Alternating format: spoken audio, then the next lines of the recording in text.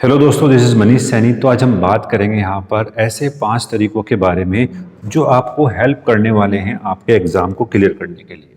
कुल मिलाकर ऐसे 5 स्टेप हैं, कुछ बेसिक स्टेप हैं और कुछ थोड़े एडवांस स्टेप यहाँ पर आपके लिए होंगे।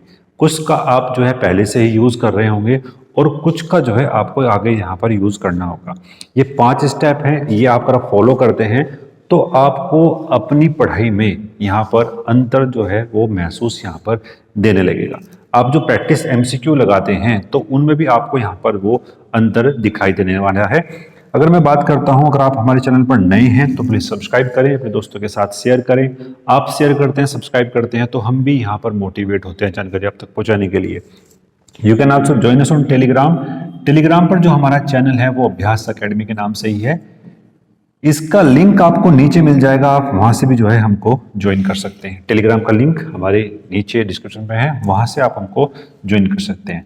तो सबसे पहला जो हमारे पास स्टेप है यहाँ पर कि आपको जो है यहाँ पर अपने एग्जाम का जो सिलेबस है, सबसे पहले आपको वो समझना होगा कि किसी भी एग्जाम का जो सिलेबस है वो किस तरीके से डिजाइन यहाँ पर किया गया है।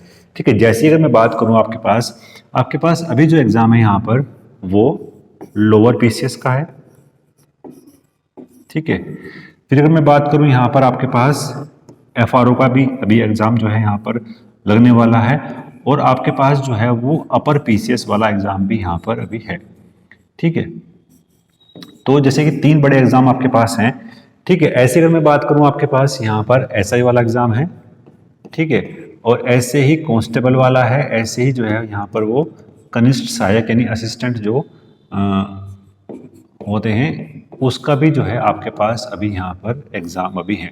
ठीक है, ये कुछ बेसिक स्टेप हैं जो आपको हर एग्जाम में यहाँ पर हेल्प करने वाले हैं। ठीक है, सिलेबस की बात करता हूँ, जो आपके पास यहाँ पर लोअर पीसीएस है। ठीक है, यहाँ पर आपका जो है एक ही पेपर होने वाला है।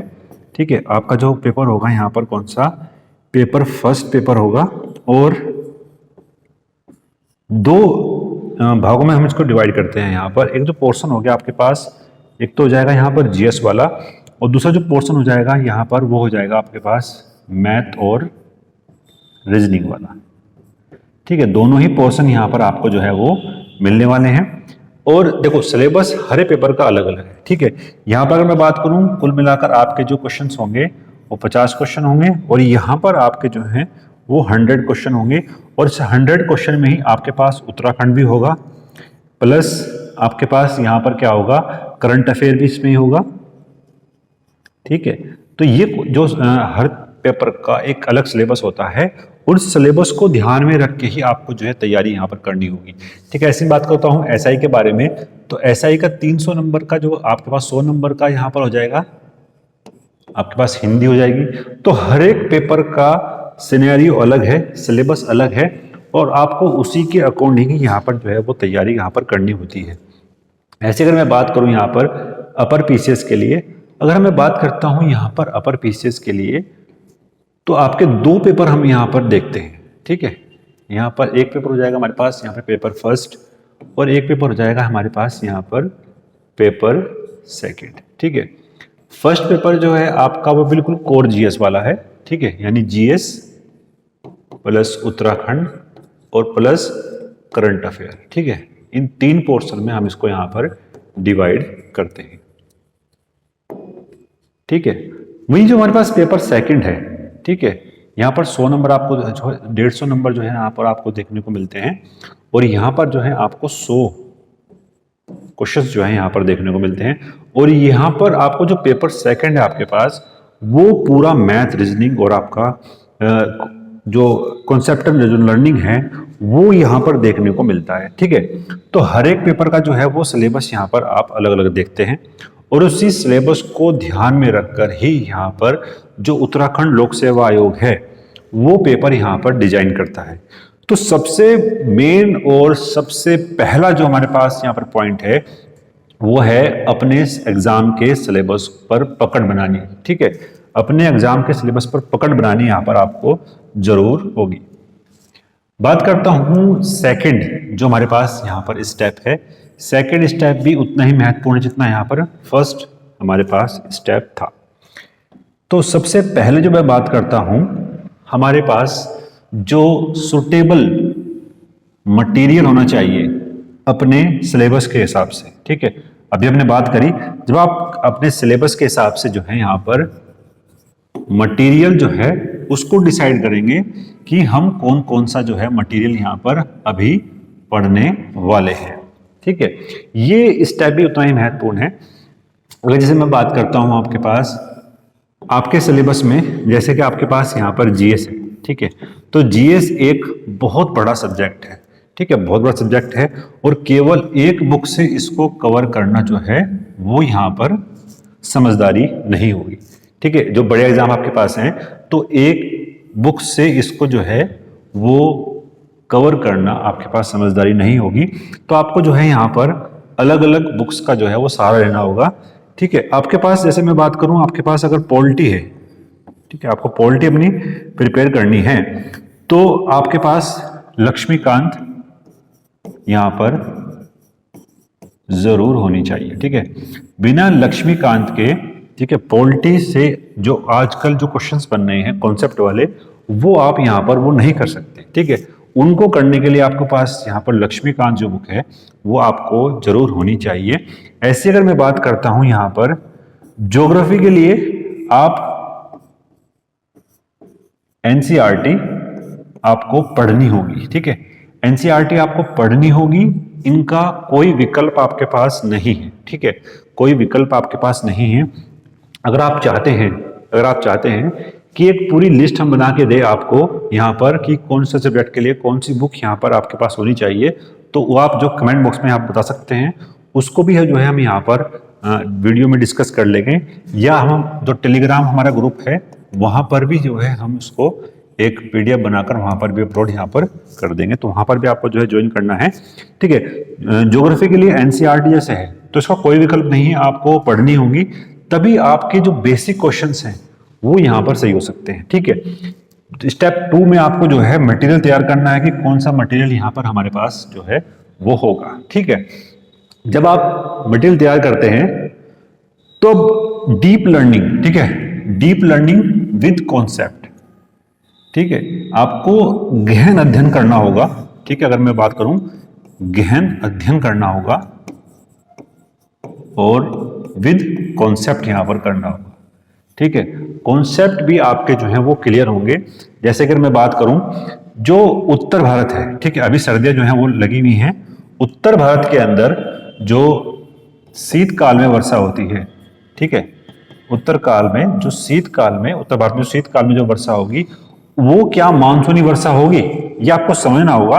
अगर आपका कॉन्सेप्ट क्लियर नहीं है तो आप ऐसे आए हुए प्रश्नों को सही नहीं कर सकते, ठीक है, ऐसे आए हुए प्रश्नों को आप यहां पर सही नहीं कर सकते कि जो उत्तर भारत में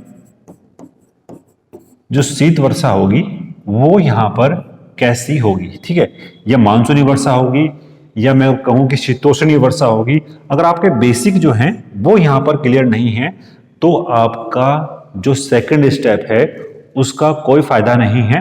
ये आपको एनसीईआरटी से ही यहाँ पर पता लगने वाला है कि जो शीतकाल में जो वर्षा होगी, जो सर्दियों में जो बारिश होगी, उसके पीछे का रीजन क्या है, ठीक है। तो आपको डीप लर्निंग करनी होगी और उसके लिए आपको जो है बेसिक बुक ही यहाँ पर होनी चाहिए, ठीक है।